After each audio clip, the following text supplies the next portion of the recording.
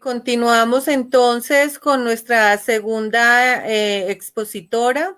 Ella, como les contaba anteriormente, es la antropóloga Neila Castillo Espitia.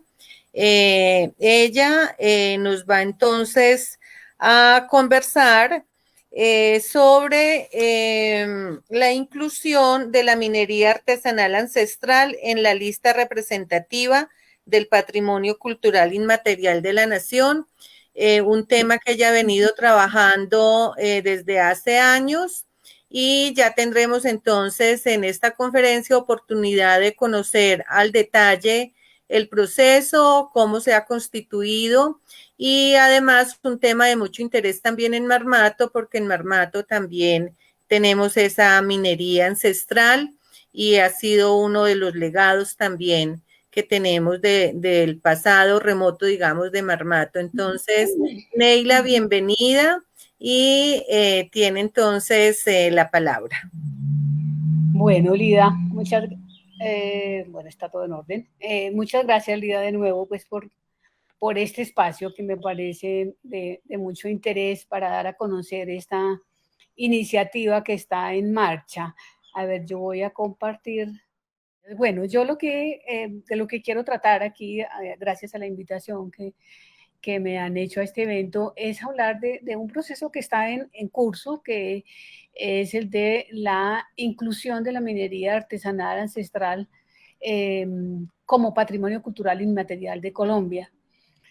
Esta es una iniciativa que recoge un proceso que se desarrolló entre los años 2014, 2012, 2014, que fue la presentación de la postulación ante el Ministerio de Cultura para que el barequeo en el cañón del río Cauca fuera reconocido como patrimonio inmaterial e incluido en la lista de patrimonio cultural inmaterial de la nación y también del departamento. En ese momento, esa postulación en ese tiempo fue negada por parte del Consejo Nacional de Patrimonio, dado que se estaba cruzando, digamos, en intereses, pues, y en importancia, me imagino, ¿cierto?, para algunos sectores, el tema del proyecto Hidroituango. Evidentemente, el Cañón del Cauca y las comunidades que estaban presentando esta postulación eran las afectadas por el proyecto Hidroituango. Entonces, eso dio justamente origen a la presentación de esa postulación tratando de proteger esa manifestación.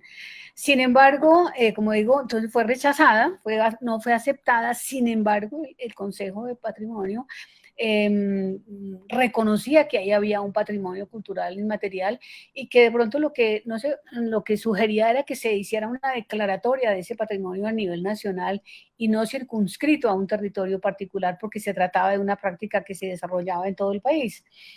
Entonces, con base en esa recomendación y la insistencia de las comunidades del Cañón del Cauca y del Bajo Cauca de insistir en la búsqueda de esa protección a través de esa figura, entonces se presentó esta propuesta. La propuesta fue conocida por el GEDIAM, que es un grupo de diálogo minero sobre minería en Colombia,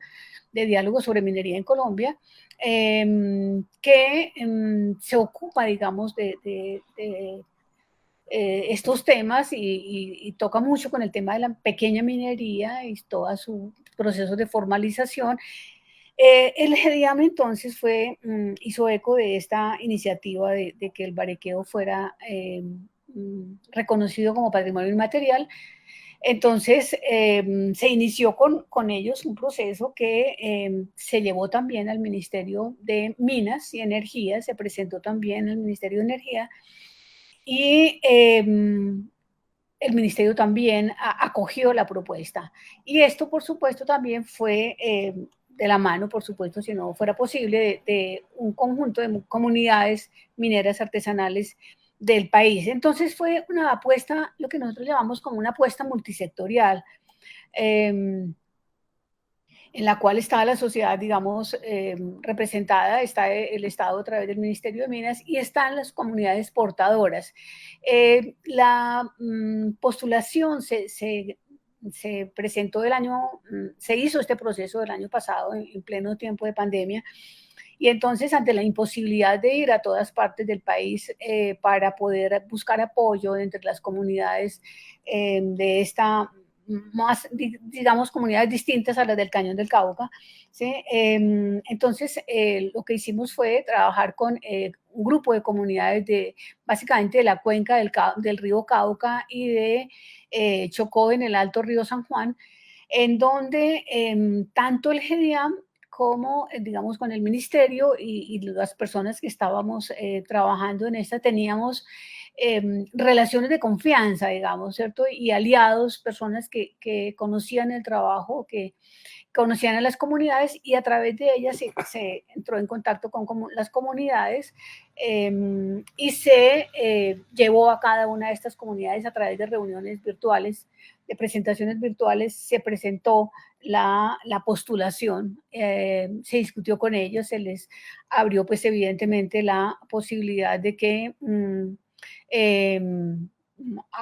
plantearan sus interrogantes, sus preguntas, sus inquietudes, cambiaran, modificaran, dijeran en qué estaban de acuerdo, en qué no, frente a al documento que se les presentó y en el cual se hacía la descripción digamos, de todos los aspectos que el ministerio exige para hacer este tipo de postulaciones. Entonces sí, hubo, a ver cómo está acá en esta lista, ¿cierto? Fueron comunidades del Alto Cauca, ¿cierto? Allí la alianza principal, la consulta se hizo con la Asociación de Consejos Comunitarios del Norte del Cauca, ¿sí? ACON, se hizo con el Consejo Comunitario de Mindalá, con la Asociación de Mujeres Seleccionadoras y Luchadoras por la Paz de Suárez, la Asociación Agrominera. Ahí están todos los títulos de las personas, de las comunidades, de las organizaciones que respaldaron la postulación en el Alto Cauca. En el Alto Río San Juan, básicamente, se trabajó con la Asociación de Consejos Comunitarios del Alto San Juan, Azocazán, que tiene pues un número bastante alto de comunidades, consejos menores. Están comunidades del Bajo Cauca, ¿sí? En los municipios de Caucasia, Nechí y Cáceres, ¿cierto? Hubo asociaciones de bariqueros de esta región que también la respaldaron. En el cañón del río Cauca, fundamentalmente, digamos, todas las asociaciones de bariqueros y comunidades organizadas en el movimiento Ríos Vivos, que en la ocasión anterior también habían sido postulantes, ¿cierto? Y en el Medio Cauca hicimos la consulta en el resguardo indígena de origen colonial Cañamó Loma Prieta. Entonces, allí con todas estas organizaciones se llevó el respaldo de lo que esto no era una iniciativa simplemente del GEDIAM, ni siquiera del ministerio, sino que tenía que ser una iniciativa apoyada por las comunidades. Esas comunidades que practican la minería artesanal ancestral, como la llamamos, ¿cierto? Como ustedes saben, pues están en gran parte del país, básicamente en la región andina y las zonas bajas de la región del Chocó biogeográfico. En este cuadro que está basado en lo que era a finales del año pasado los registros en el sistema Génesis, no está Antioquia porque no habían migrado todavía a Antioquia acá, pero Antioquia evidentemente tiene unos círculos tan grandes como los que tiene Chocó, es decir, porque esas son las zonas que tienen la mayor cantidad de mineros artesanales en el país. Esas comunidades entonces dentro de esta región están básicamente, más o menos según los registros del ministerio, tiene en 16 departamentos, ¿cierto? 80% de esas comunidades, de esa minería está en 4 departamentos, ¿cierto? En 3 departamentos, ¿cierto? En Antioquia, en Chocó y Bolívar. Hay una población desconocida de cuántos son estos mineros artesanales en el país, ¿cierto? Y vamos a ver que la distinción base de esta postulación está en justamente la distinción de minería artesanal ancestral como un segmento distinto al de la minería de subsistencia, simplemente, o este es un subconjunto de la minería de subsistencia. Entonces, esta minería no se sabe en realidad cuántas personas en el país la practican o cuántas personas en el país viven lo importante que es esta práctica. En el sistema Génesis, como digo, todavía no se había terminado de migrar todos los datos, pero ya se había hecho una depuración de lo que era el sistema del Siminero anterior, ¿cierto? Y estaban registrados a octubre, creo que octubre, noviembre del año pasado, estaban registrados 136.731 mazamorreros, junto con seleccionadoras de metal, que son los que hacen parte, digamos, de eso que se llama la minería de subsistencia. Esos 136.000, si uno les aplicara una rata, digamos, por unidad de barequero o mazamorrero registrado de 4 personas por unidad familiar, pensaríamos que más de 500.000 de personas solamente con este registro tendrían en la minería artesanal ancestral una fuente fundamental para el desarrollo de su vida, ¿cierto? Gran parte de estas mujeres, realmente más del 50%, uno podría decir que por lo menos el 50%, pero no menos, de quienes practican este tipo de minería son mujeres, ¿cierto? Y hay un dato que es muy importante, digamos, frente al peso de esta minería en todo el país y tiene que ver con los aportes que hace esta minería. En términos de regalías, por datos de la Agencia Nacional Minera, nos dicen que el 45% de las regalías que se dieron el año pasado, ¿cierto? Que recibieron el año pasado, ¿sí? Fueron aportados por esta minería de subsistencia, minería artesanal, lo que hace que sea una enorme cantidad, o sea, que es una suma que da cuenta realmente de la importancia de esta minería. Como les decía, toda esta propuesta está basada en la distinción de lo que es la minería artesanal ancestral. Es una categoría que no está en la legislación minera, en los códigos no existe. Existe la minería de subsistencia en el código del 2016, ¿cierto? Se pone la minería de subsistencia donde se incluye el barequeo, ¿sí? Y se incluye la selección de minerales. Entonces estamos planteando que esta minería artesanal ancestral es un subconjunto de esa minería de subsistencia, ¿cierto? Esa minería de subsistencia tiene estas características, ¿cierto? Que son, digamos que pretenden, o sea, ese término de minería artesanal ancestral pretende recoger como los elementos fundamentales que utilizan las comunidades para definir su práctica. Es decir, estamos juntando el carácter artesanal, manual de la práctica, de la técnica, con el valor central que tiene esa minería y es ese carácter ancestral. Y esa ancestralidad no es una mera referencia un poco a decir que algo viene del pasado, sino que es una ancestralidad que connota la transmisión también junto con esa técnica de un sistema de valores, de una manera de considerar el oro, de unos valores en términos generales, de unas representaciones también sociales, ¿cierto?, que están atadas a una concepción del mundo que es propia de esta minería artesanal. Entonces, están de acuerdo todos los mineros artesanales ancestrales del país en que ese es un patrimonio cultural. Y no es algo que haya que decirle a ellos, ¿cierto? Sino que saben que realmente es un patrimonio, es una herencia de los antepasados que valoran profundamente como algo que recibieron para su propio sustento, pero también para dejar para las generaciones futuras, ¿cierto? De ahí ese enunciado simplemente lo pone a uno en el horizonte de una minería realmente sostenible, ¿cierto? Porque la preocupación central y muchos de los aspectos de la técnica van a estar orientados a garantizar que no se hace el agotamiento del recurso en los espacios en los que se lleva a cabo, sino que se deja siempre porque va a haber quienes en el futuro, sus propios hijos y los hijos de los hijos van a necesitar de eso también para vivir. Entonces, esos valores que tiene esa minería artesanal son los que son distintivos y que nos permiten distinguirla de esa otra minería que no tiene esta ancestralidad. Esta minería es básicamente, pues además de que es hecha con herramientas completamente manuales, ¿cierto? Por supuesto que no es intensiva, ¿sí? Y es un trabajo que realizan, ustedes saben bien, básicamente el grupo familiar. No es que toda la familia vaya a hacer el barequeo, el mazamorreo o esta minería a los ríos, sí, pero básicamente cuando se necesita apoyo se acude inicialmente al grupo familiar que puede ser la familia nuclear o pueden ser los parientes muy cercanos, tíos, primos, etcétera. En este caso, como decía, es importantísimo el papel de la mujer y ese papel de la mujer no va a estar solamente ligado a la ejecución del trabajo como una ocupación de las mujeres, sino al papel de la mujer como enculturadora, es decir, como la que enseña a los hijos, con la que aprenden los hijos en la playa, en las minas, ¿cierto?, a hacer esa práctica y con lo que aprenden absolutamente todos los elementos de la cultura.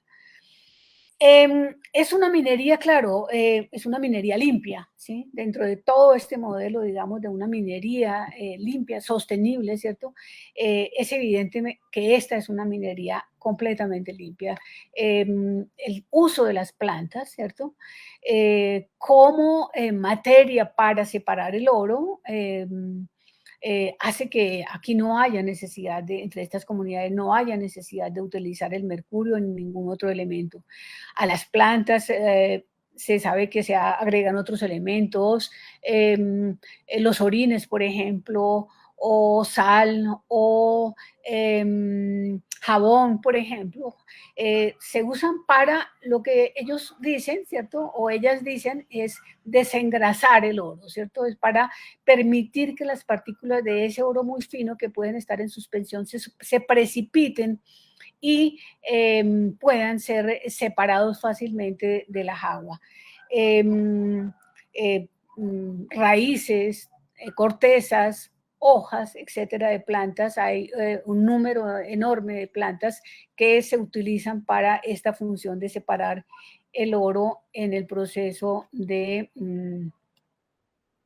extracción. A ver qué pasó aquí.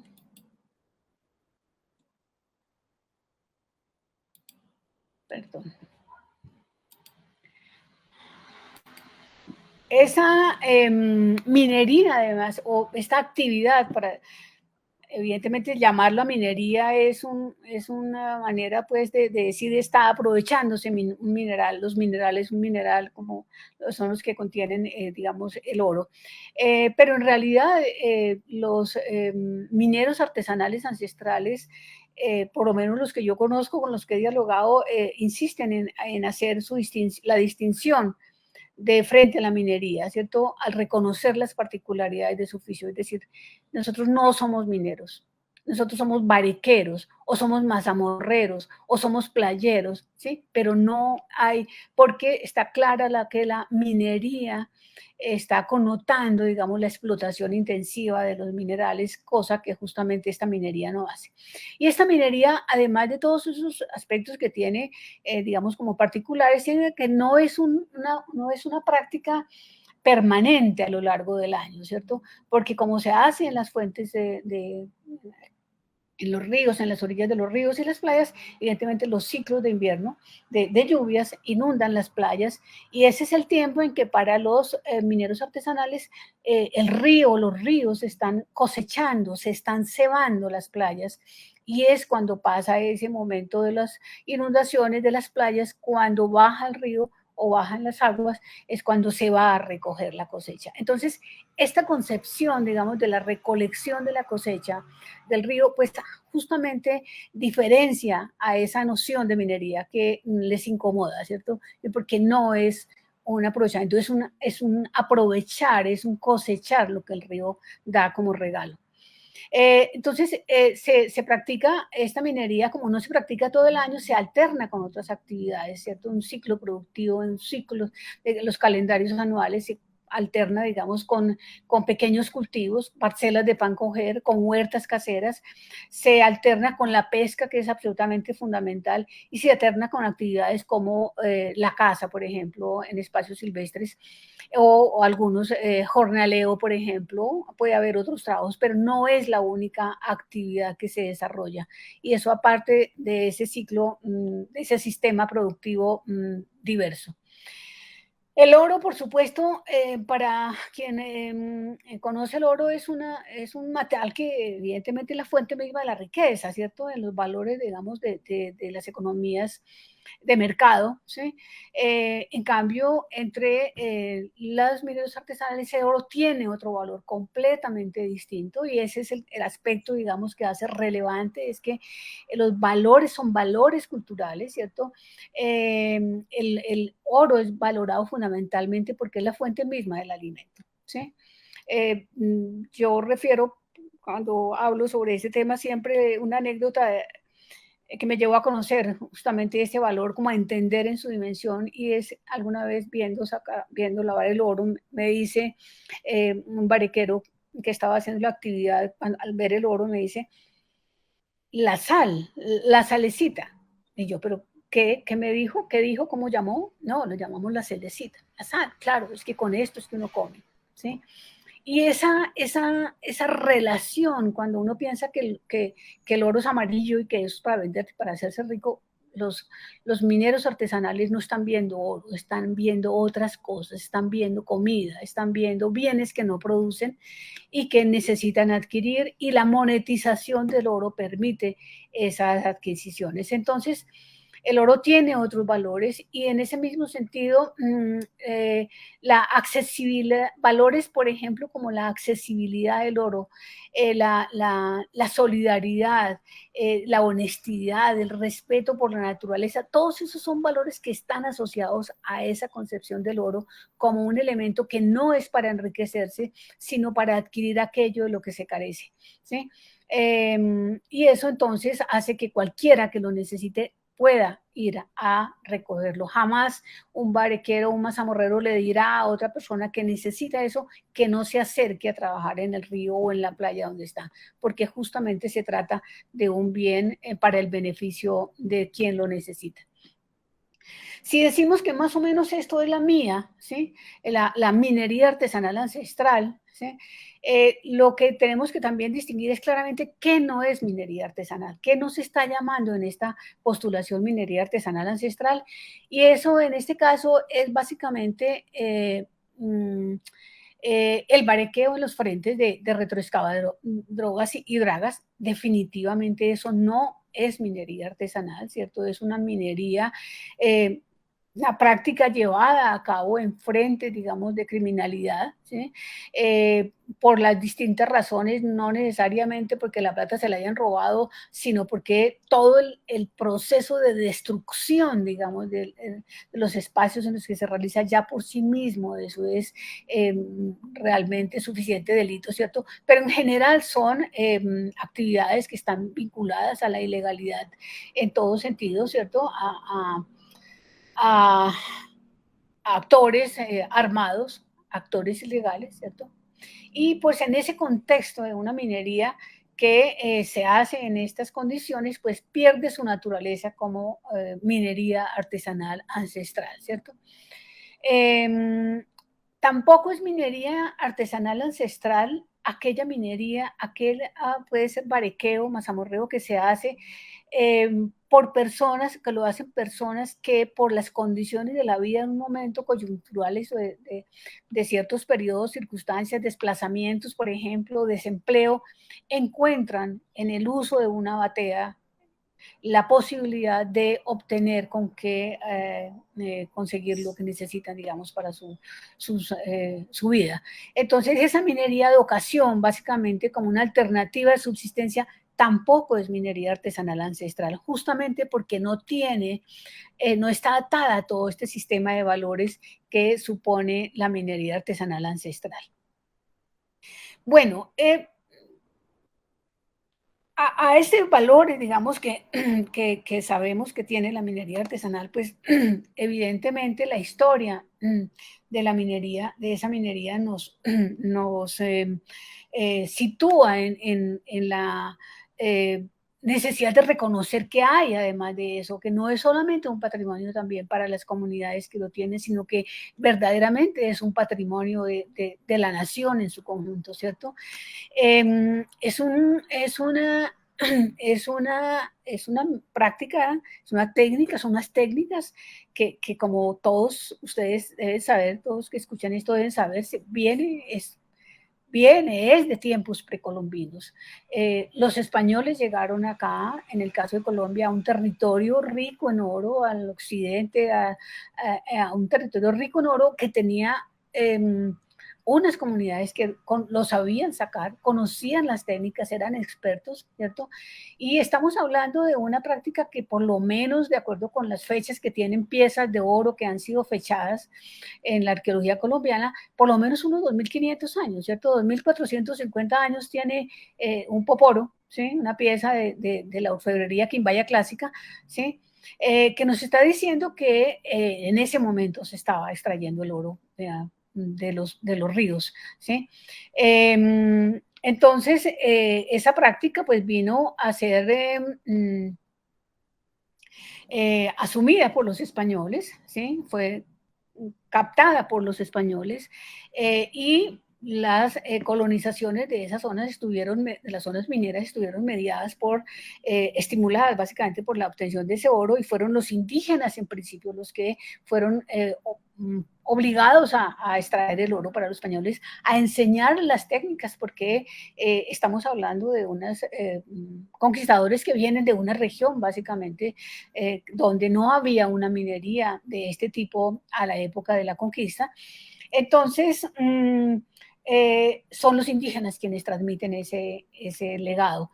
Y en este caso, ese legado incluía, por ejemplo, una particularidad, y es que es particularidad para quienes los que no sabemos de ese tipo de minería, y es que las mujeres eran las especialistas en la extracción del oro, no los hombres eran especialistas o participaban, digamos, en los procesos de búsqueda, del cateo, ¿sí? De la exploración, pero eran las mujeres las especialistas, y fueron las cuadrillas de mineros españoles, tenían un número importante de mujeres porque el trabajo, digamos, con la batea, el lavado propiamente, la separación final era una actividad fundamentalmente femenina. Entonces, eso hace que esa minería esa actividad tenga tanta importancia para las mujeres. Durante el periodo colonial, entonces, todo ese aprovechamiento que hicieron los españoles se mantuvo. Y cuando se llevó a cabo el colapso demográfico de las comunidades que estaban ocupadas en la minería, pues entra toda esa fuerza de trabajo esclavizada, ¿cierto? Para reemplazar a esa fuerza de trabajo indígena, pero los roles siguieron siendo similares. Las mujeres también, las mujeres negras también empezaron a participar de la minería. Y bueno, entonces estamos diciendo pues que el modelo se mantuvo durante todo este tiempo. Los indígenas tenían como función enseñarle a las cuadrillas de esclavos las técnicas de minería y transmitirles sus conocimientos, ¿cierto?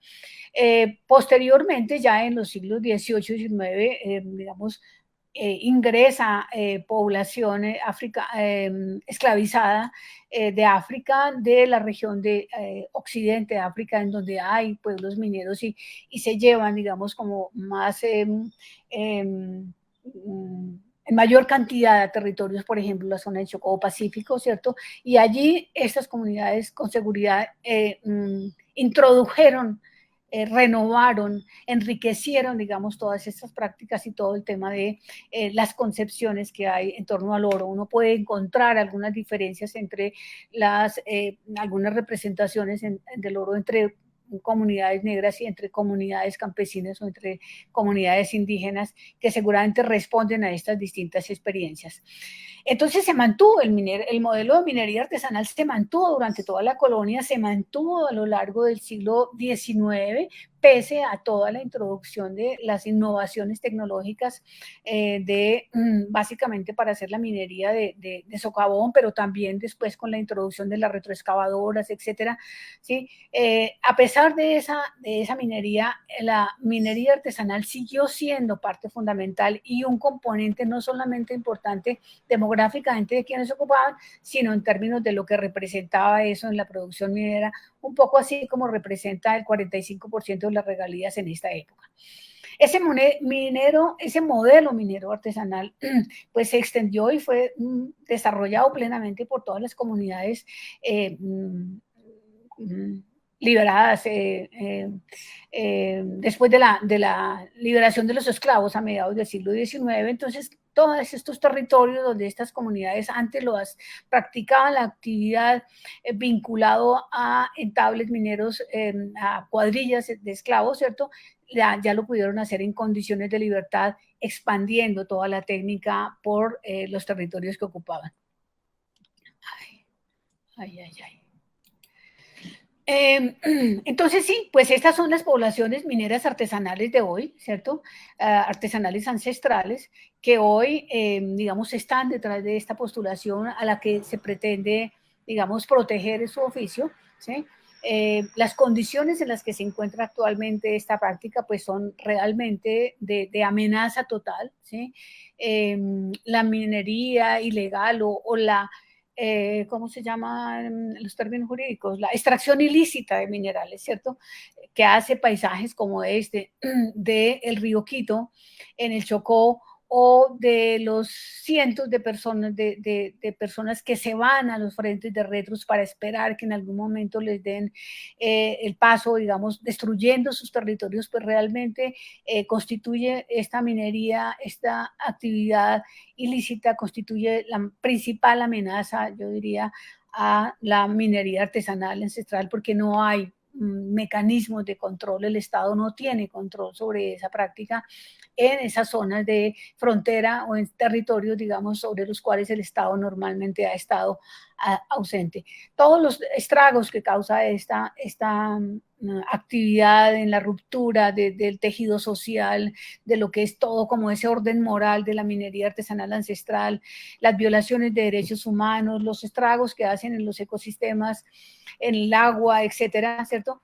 Pues son realmente situaciones que hay que invocar para decir hay que rescatar, hay que preservar, defender esta otra práctica que está allí y que está tan amenazada por todas esas prácticas. También evidentemente hay problemas con todas las otorgamiento de títulos en zonas de territorios étnicos, en zonas de territorios de comunidades negras, por ejemplo, ¿cierto? Marginando todo el tiempo la actividad de los mineros artesanales. Entonces, todo ese conjunto de amenazas son las que, digamos, justifican en este momento pensar en la protección de la minería artesanal ancestral y a través de su inclusión en la lista de patrimonio inmaterial de la nación. Los términos, digamos, en los que describimos la técnica nos permite decir que ya para hablar específicamente del proceso, la postulación se hizo apelando a los campos 5 y 6 de los ámbitos principales de la minería como patrimonio cultural inmaterial. Esto es la técnica de producción tradicional y propia, como es la minería artesanal o el barequeo o el mazamorreo, y las técnicas tradicionales asociadas a la fabricación de los objetos artesanales con los que se realiza. Dado que es una actividad manual, pues evidentemente el otro campo importante es el de la elaboración de las herramientas. Entonces, esos son los dos campos principales sobre los cuales se basó la postulación.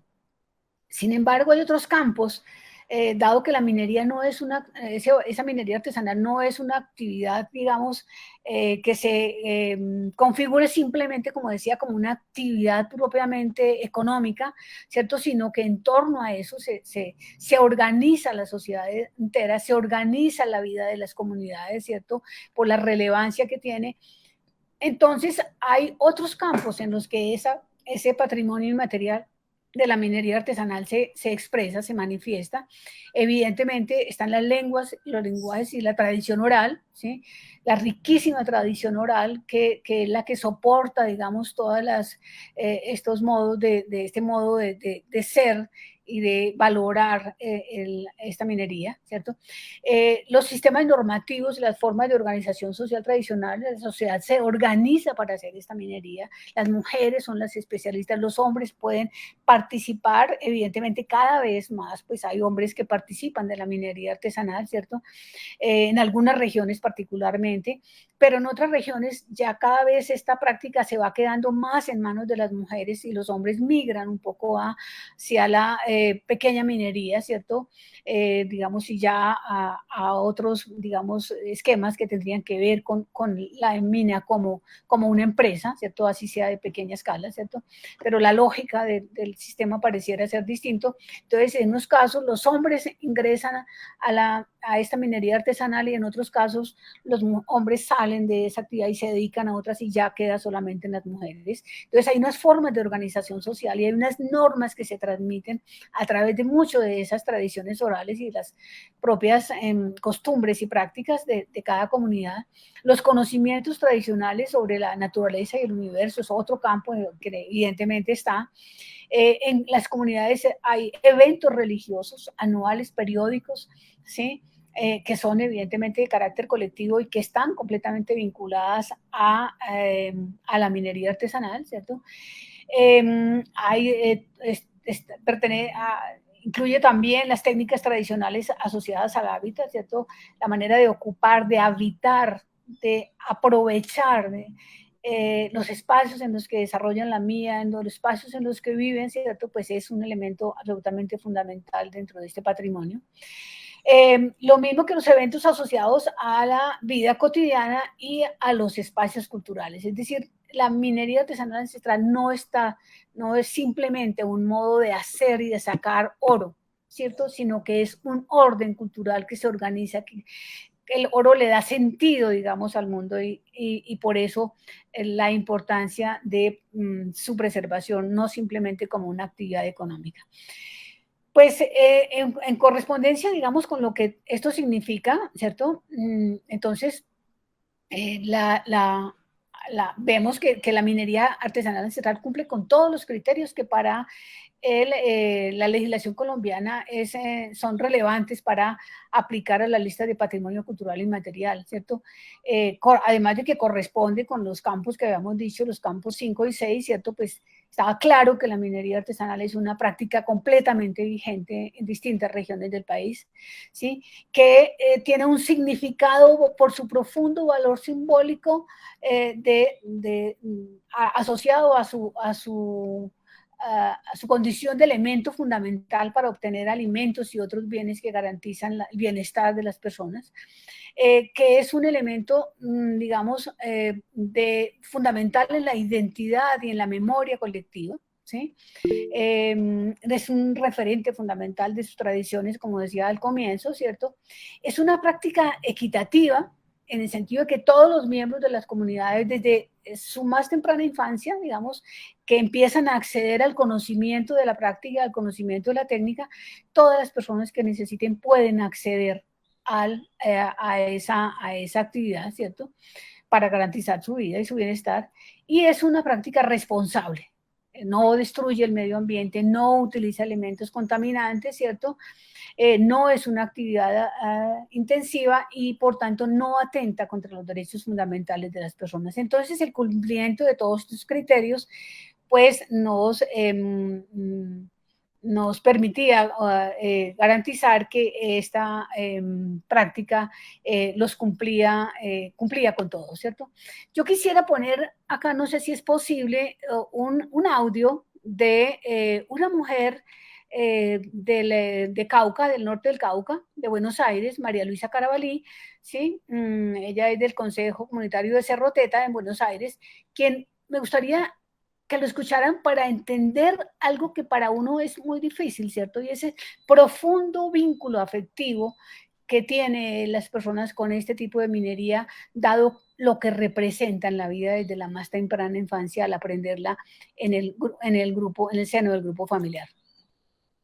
Entonces, esta minería para nosotros es algo que nos produce felicidad, es algo que nos produce alegría, el solo hecho de ir a hacer esa minería ancestral, de playeo, de mazamorreo, de playeo, que uno lo hace en el río, eso ya significa para uno una emoción muy grande, Eso es algo que no podemos dejar de vivirlo porque pues el día que uno deje de hacer esta actividad es como si se muriera una partecita de uno, de su corazón, y le quitan a uno una alegría muy, muy grande el día que uno ya no puede ejercer o como mujer hacer esta actividad. Yo creo que quedaría uno como como cuando a uno le quitan algo muy valioso, algo que uno quiere, ama mucho y lo lleva en el corazón. Bueno, este testimonio de María Luisa, pues realmente sí, le permite a uno entender que no es simplemente una función económica la que tiene el oro, sino que hay un elemento de cohesionador, un elemento afectivo, emotivo, emocional, importantísimo en este tipo de minería artesanal, y por eso cuando se afecta, cuando se pierde, digamos, afecta tanto a las comunidades, ¿cierto? Porque desestructura ese vínculo original, ¿sí? Pues este es básicamente, digamos, los términos de la postulación, digamos, en términos de qué es esa minería artesanal ancestral. El ministerio la aprobó la postulación en mayo de este año. Y por supuesto, con esa aceptación, pues pasamos a la fase siguiente, que es ya a la elaboración del plan especial de salvaguardia de la mina, el cual, como todo plan especial de salvaguardia, debe ser construido entre todos los diferentes actores que tienen que ver con esto, pero fundamentalmente debe ser avalado y respaldado y asumido plenamente por las comunidades portadoras. Creemos que esta postulación y esta aceptación de esta postulación y la elaboración de este plan especial de salvaguardia, pues es como un primer paso en esa reivindicación de lo que la minería artesanal ancestral representa en el país y en la historia del país. Nosotros estamos acostumbrados a ver admirarnos del Museo del Oro y de las colecciones maravillosas de oro que se produjeron, ¿cierto? Y considerarlo el patrimonio más valioso, ¿cierto? Pero en realidad en ese ejercicio se ha dejado siempre de lado de dónde salió ese metal, quiénes produjeron ese metal, qué hay detrás de ese metal. Y vista la historia, digamos, de transmisión de ese saber que venía desde tiempos precolombinos hasta hoy, pues realmente creemos que es una manera de reivindicar esa historia y a quienes ese saber que hizo posible ese oro, que hizo posible la riqueza de la Nueva Granada, que hizo posible el enriquecimiento del Imperio Español en ese sentido. Entonces yo creo que este es como de esos temas que están ahí en el tintero de reivindicación de algo que había estado invisibilizado solo también, ¿cierto? Un reconocimiento también de que no es solamente un asunto de sacar el oro, vuelvo y repito, ¿cierto? Sino que hay un valor cultural enorme, ¿sí? Dentro de esa tradición tecnológica, ¿cierto? Y esta solicitud, esta postulación, digamos, buscaría esa visibilización en lo que representa en esa configuración de este país, esta nación diversa, ¿cierto? ¿Qué se logra con esta? ¿Qué esperamos que esta postulación se consiga, ¿cierto?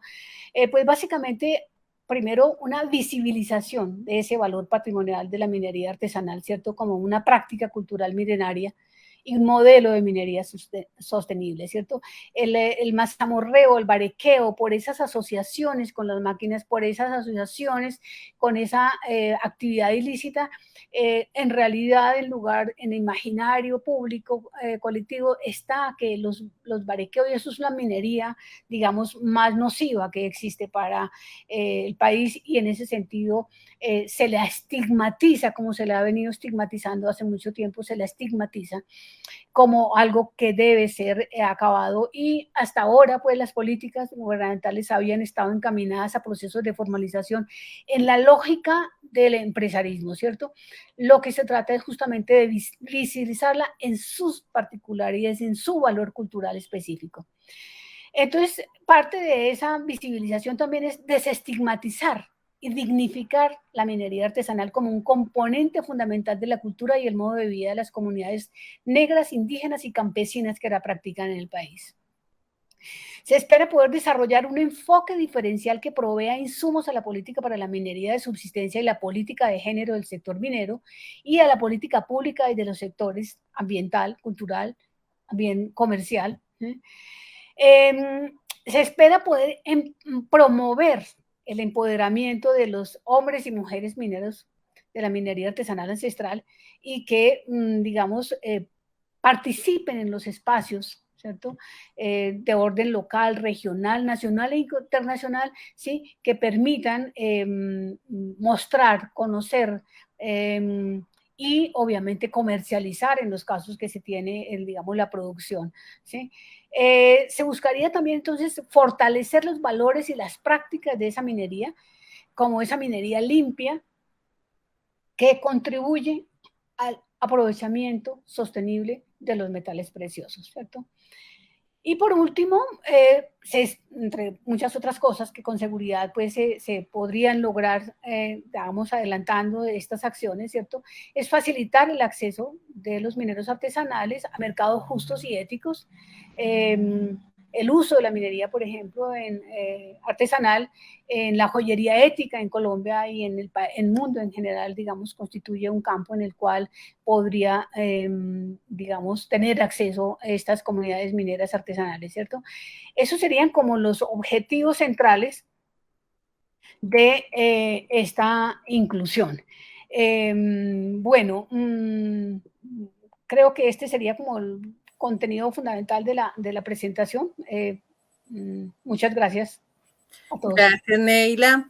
Bueno, acabamos de escuchar a la profesora Neila Castillo. Ella es antropóloga de la Universidad Nacional de Colombia, con un diploma de estudios avanzados del doctorado en Arqueología e Historia Antigua de la Universidad de Santiago de Compostela, en España. Es profesora titular de la Universidad de Antioquia, donde se desempeñó durante 3 años como investigadora y docente del Departamento de Antropología. Como antropóloga, la profesora Neila ha adelantado un trabajo académico de enseñanza e investigación de arqueología e historia y ha sido directora de numerosos proyectos de arqueología en distintas regiones de Colombia, particularmente en Antioquia. Y en los últimos años, como nos lo ha estado presentando en esta charla, está trabajando entonces la inclusión de la minería artesanal en Colombia.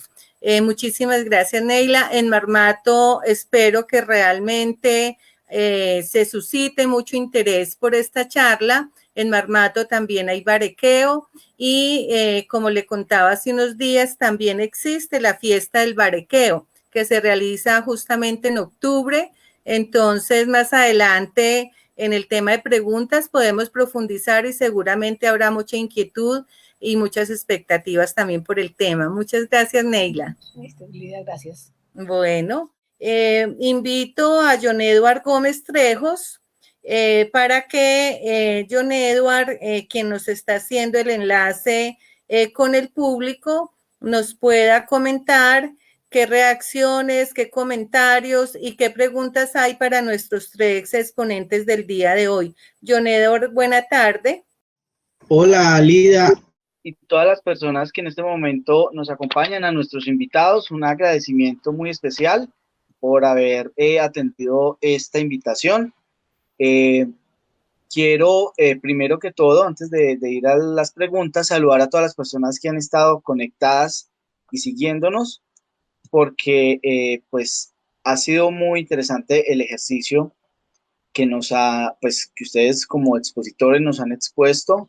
El señor Fabio nos saluda, Fabio Gómez. También Luisa Fernanda Castro, ella pues hace parte del comité, ¿cierto?, organizador. También el señor Camilo Amaya nos felicita y agradece precisamente que estemos hablando del patrimonio material e inmaterial, ¿cierto?, incluso arqueológico. Ricardo Álvarez Acosta también nos saluda y pues a todas las personas que están conectadas. Marcela también y Carlos Julio, que pues han estado muy pendientes y haciendo varias preguntas. Y Emerson desde la Casa de la Cultura, también pues la alcaldía presente, una entidad que nos ha estado apoyando todo este tiempo. También Liliana Patricia Toro nos saluda desde Las Palmas en España, ¿cierto? De Gran Canaria. Y John Jairo Moreno, que también es parte del comité organizador, ha estado muy pendiente de toda la transmisión. De igual forma, desde Salento nos saludan, ¿cierto? Marta Lucía, y pues nos invita a seguir adelante con este sentido de pertenencia hacia la historia de Marmato y en general pues de la cultura minera. Entonces, esos pues son como algunos de los saludos que han estado reportándonos, nos están viendo desde diferentes lugares. Bueno, También tenemos otra pregunta para la profesora Neila. Ay, perdón, voy a leerlas todas y ya para que nos podamos enfocar, ¿cierto? Como en las respuestas y en la interacción entre ustedes. Entonces, para la profesora Neila también nos cuentan que hay estudios publicados que muestran que en Marmato el mazamorreo o el barequeo hacen parte del proceso mismo de extracción del mineral, es decir, que están articulados. Y en la escala que los mineros marmateños llaman tradicional, pues esto hace parte, ¿cierto? ¿Cómo definir minería ancestral sin dejar de reconocer qué diversidad, pues sin dejar de reconocer la diversidad técnica y las escalas de explotación, y que son llamadas también por los practicantes de minería tradicional? En caso de Marmato, desde la definición que usted ha dado de minería ancestral, Marmato, digamos, cabría. A ver, yo voy a responderla ampliando un poquito un tema que me parece que tiene que ver con la pregunta. La minería artesanal ancestral es aprovechamiento de depósitos aluviales, de minerales de depósitos aluviales, ¿cierto? Y por eso las herramientas con las que se hace. El nombre minería artesanal ancestral, que como decía, no está en la legislación, que es la propuesta nuestra, es para distinguir esa minería que se hace, digamos, ancestral y que tiene una serie de valores, y esa otra minería que se hace de ocasión, digamos, provisionalmente por alguna razón de tipo económico. Esa minería artesanal ancestral desde tiempos coloniales se le llamaba mazamorreo o barequeo, también es el término que se utiliza. Se refiere exactamente a lo mismo, son diferencias básicamente de las regiones donde se utiliza, donde más se utiliza. Ambas se utilizan en todo el país, se refieren exactamente a lo mismo. Pero ¿qué pasa por ejemplo, en zonas como el norte del Cauca o el Chocó? El término barequeo no es un término aceptado para referirse a su oficio, porque resulta que allí tienen la experiencia de esa extracción ilícita de tipo draga,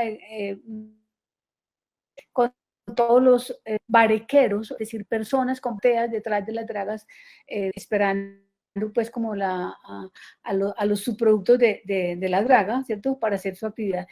Esa actividad, ese barequeo, eso lo llaman barequeo, y es el nombre que, según ellos, viene de Antioquia, ¿cierto?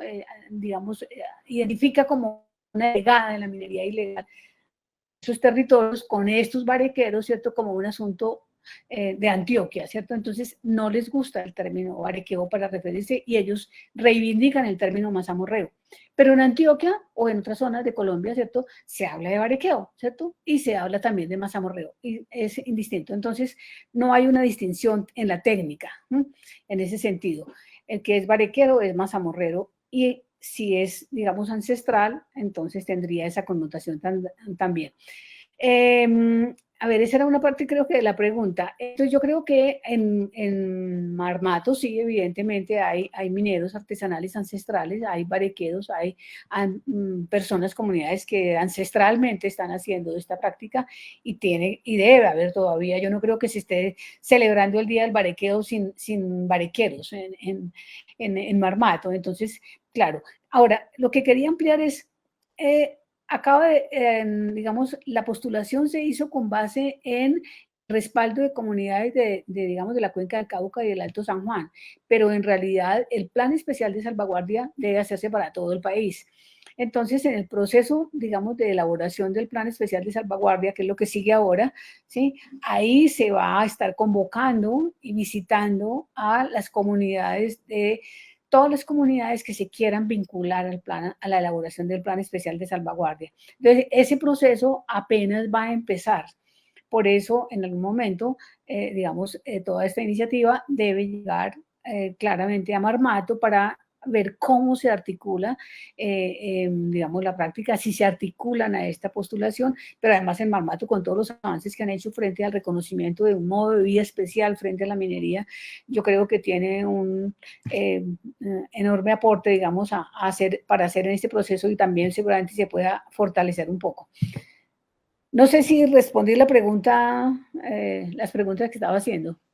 Bueno, yo creo que sí, en parte, yo creo que ahí también hay algo como para profundizar, y de pronto la pregunta también tendría que ver con eso, intuyo yo, y es que en Marmato el barequeo... Perdón, es que no, ya, es que acuerdo, estuvo muy interferida la pregunta, entonces no la logré captar toda. Bueno, en Marmato el barequeo es una práctica ancestral, pero no es de aluvión. Entonces ahí también toca hacer como esa diferenciación de esa parte de que no es de aluvión, pero digamos que eso podría ser parte de la discusión y de poder insertar allí lo específico que sucede en Marmato en torno al barequeo, que no es, como tú dices, solo un trabajo de ocasión, sino que realmente hay una práctica tradicional ancestral. Entonces, creo que esa sería como parte de la posterior, digamos, aporte que se podría hacer allí. Gracias, Lida del Carmen. Y un saludo, pues, de nuevo a Andrés Mauricio y a la profesora Neila y a Juan David, agradeciéndoles mucho, digamos, el trabajo que se tomaron de hacer esas exposiciones tan interesantes.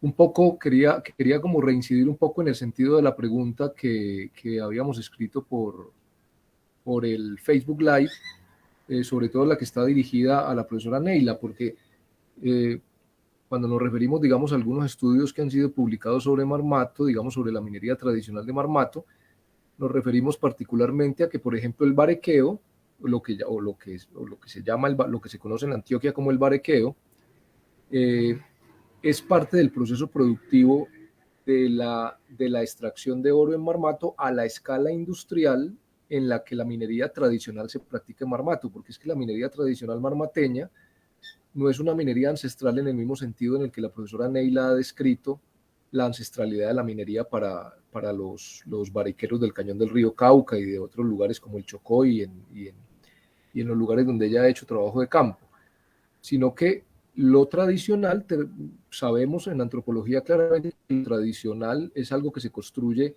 cultural e históricamente, y entonces los marmateños llaman minería tradicional a una escala industrial de explotación que viene más o menos en una escala similar desde que los ingleses entraron a traer la minería a la Nueva Granada después de las guerras de independencia, digamos hacia 1825, se introducen, digamos, una serie de conocimientos ya de tipo industrial de la minería que se fueron desarrollando a partir de 1825 hasta nuestros días, y a esa escala industrial de explotación que implica también barequear en un momento de esa cadena, digamos, de purificación del oro, en el momento en el que se está extrayendo el oro físico, antes de extraer el oro químico que se hace en los tanques de cianuración, todo el mineral que se produce, digamos, en ese proceso de beneficio, se barequea primero, y en ese sentido los marmateños aprenden a barequear, ¿cierto?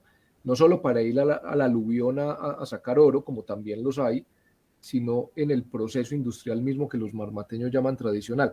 Ahora, ese era el sentido de la pregunta para la profesora Neira, porque me parece muy interesante la conceptualización que ella hace.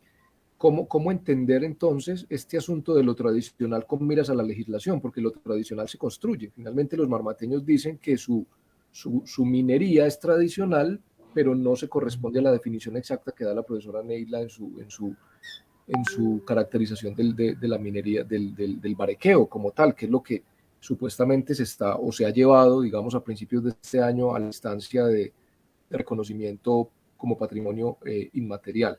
Entonces ese era el sentido de la pregunta. Me gustaría de pronto que la profesora Neila pudiera ampliar un poco más eso, y ya con contextualización que yo le hago quizás queda más claro el sentido de la pregunta.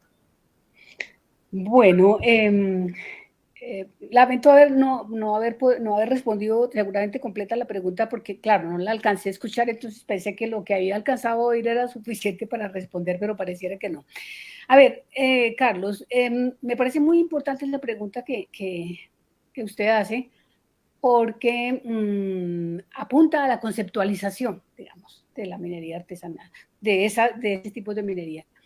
El término que estamos utilizando, minería artesanal ancestral, ¿sí? Involucra la explotación, el aprovechamiento de minerales auríferos, metales preciosos, con herramientas artesanales, ¿cierto? Y que está vinculada a un valor cultural que tiene que ver con su carácter ancestral, como algo que realmente hace de esa manifestación un patrimonio cultural, ¿cierto? Verdaderamente algo como desde una definición del patrimonio, un poco lo que se recibe de las generaciones pasadas. Esa es la noción un poco de ancestral que se maneja y que las comunidades manejan. Entonces el término para definirla no es tradicional, justamente por las dificultades que tiene el término en relación con la legislación minera, porque en la legislación minera, creo que es del 2001, seguramente antes, se habla de la minería tradicional para referirse a aquella que se ha practicado por más de 5 o 10 años, ¿cierto? Eso, pues eso evidentemente es una generación, ¿cierto? Entonces realmente no tiene esta connotación que tiene lo ancestral, ¿cierto? Como esto heredado y que remite a la identidad con otras generaciones, etcétera, como legado. Entonces el término para referirle justamente, esa es la diferenciación, es minería artesanal ancestral, ¿cierto? No tradicional.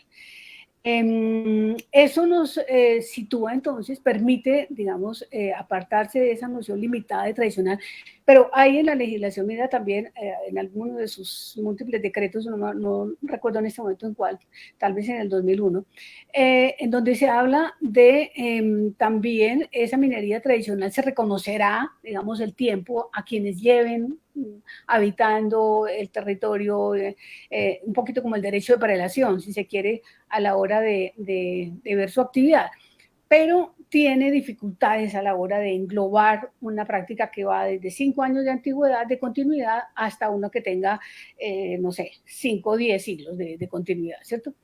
No sé si esa. Entonces, ¿qué pasa con el barequeo que dice que se practica en la minería de socavón?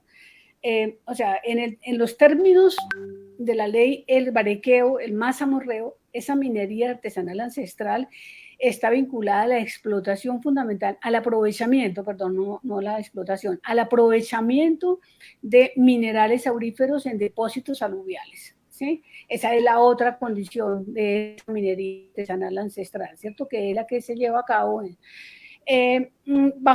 ¿por qué no está incluida, digamos, minería? Y esa es una conversación que en el proceso de presentación de esta postulación las distintas comunidades nos planteaban, por ejemplo, en el Chocó, ¿cierto? Es decir, en el Chocó se practican modalidades de minería que son de origen colonial y son seguramente de origen precolombino, ¿cierto? Y lo han seguido ellos utilizando y lo utilizan todavía, pero por ejemplo ya no tienen, no se saca el agua de los timbos, ¿cómo se llaman? No se saca el agua con bateas, y no eran las mujeres las que la sacan como se hacía en la época, digamos, esclavista, ¿cierto? Se sacan con motobombas. Entonces, ¿cómo así que esto no es minería artesanal ancestral? ¿Sí? Esto sí tiene la ancestralidad, es muy antigua y la hemos recibido de generación en generación, y la actividad que se hace manualmente con máquina es la que confiere el derecho humano a mejorar el rendimiento, la capacidad, a hacer menos fuerza, qué sé yo, el que se quiera, ¿cierto? Entonces esa discusión realmente de qué alcanza a quedar dentro de esa categoría de minería artesanal ancestral es parte de la discusión que se tendrá que dar con las comunidades que tienen esta práctica para poder acordar realmente, llegar a un consenso, digamos, frente a lo que es y quiénes pueden participar y cuál es la que se entraría en esos procesos de salvaguardia. Entonces, no es una pregunta que necesariamente esté resuelta, pero lo que sí me parece importante es precisar que para efectos justamente de las dificultades de este tipo de minería en la legislación, utilizar el término minería artesanal ancestral es con la intención de generar una política diferenciada para este sector que tiene estas características. El Ministerio de Minas está participando, es parte de los postulantes, como les contaba. Entonces, pues el Ministerio justamente se hizo parte de esta postulación porque le parecía que era una ocasión realmente para darle un espacio diferenciado a esta minería que hace parte de la minería de subsistencia, pero que tiene sus particularidades que tienen que ver con todo lo que se articula a esa ancestralidad.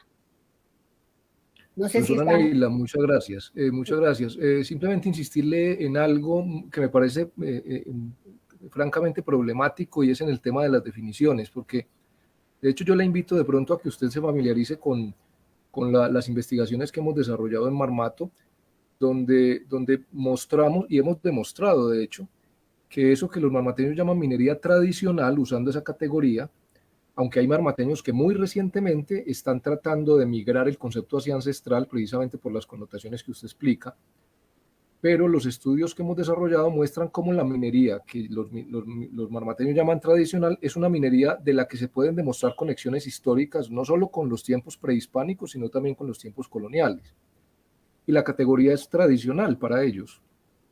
Ahora, el hecho de que se practique en el socavón, digamos como parte del proceso de beneficio del oro explotado en condiciones de socavón, que como le digo incluye un proceso de barequeo, digamos en el beneficio del oro físico, digamos que en el proceso de sacar oro físico se hace barequeo y de lo que no se puede sacar oro físico ya se hace, digamos, por medios químicos como el cianurado en tanques de cianuración, ¿cierto?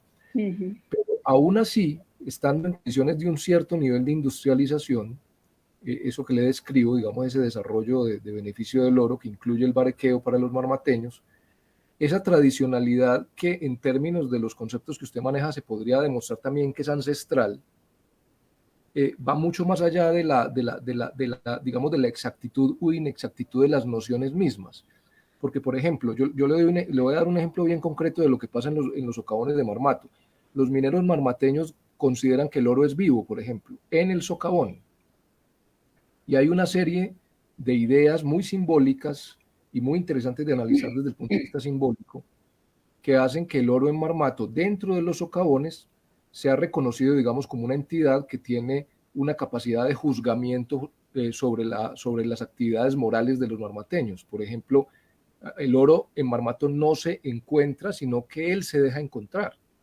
Y se deja encontrar del que tiene un corazón que no es ambicioso, por ejemplo. Si alguien entra con demasiada ambición a buscarlo, pues el oro se le va a esconder.